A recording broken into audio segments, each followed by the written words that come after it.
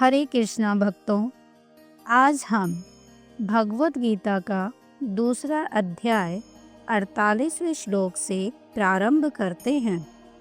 योगस्थः कुरु कर्माणि संगत्यक्त्वा धनंजय सिद्ध्यो समो भूत्वा समत्वं योग उच्यते।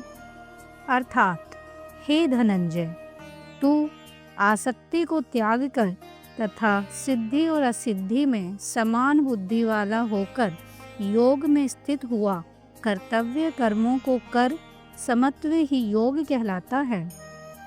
अर्थात इस श्लोक में भगवान ने कर्म योग के आचरण की प्रक्रिया बतलाई है।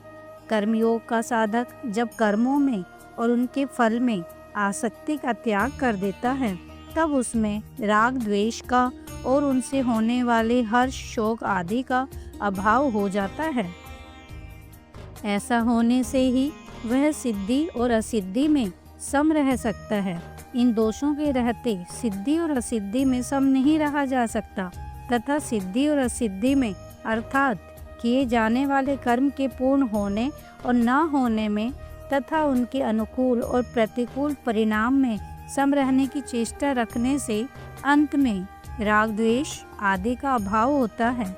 इस प्रकार आसक्ति के त्याग का और समता का परस्पर घनिष्ठ संबंध है एवं दोनों परस्पर एक दूसरे के सहायक हैं।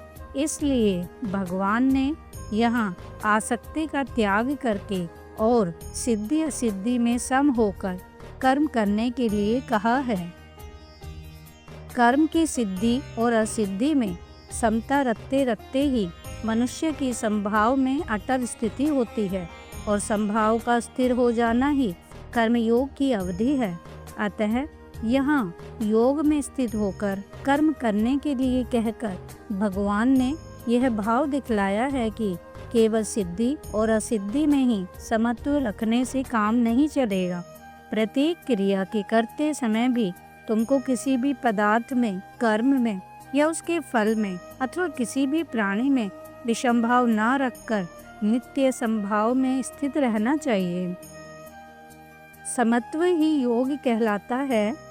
इस कथन से अभिप्राय यह है कि यहाँ योग समता का नाम है और किसी भी साधन के द्वारा समत्व को प्राप्त कर लेना ही योगी बनना है। अतएव तुमको कर्मयोगी बनने के लिए संभाव में स्थित होकर कर्म करना चाहिए।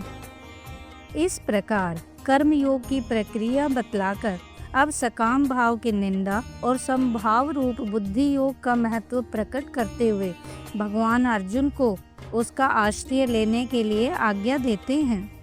ओम नमो भगवते वासुदेवाय नमः।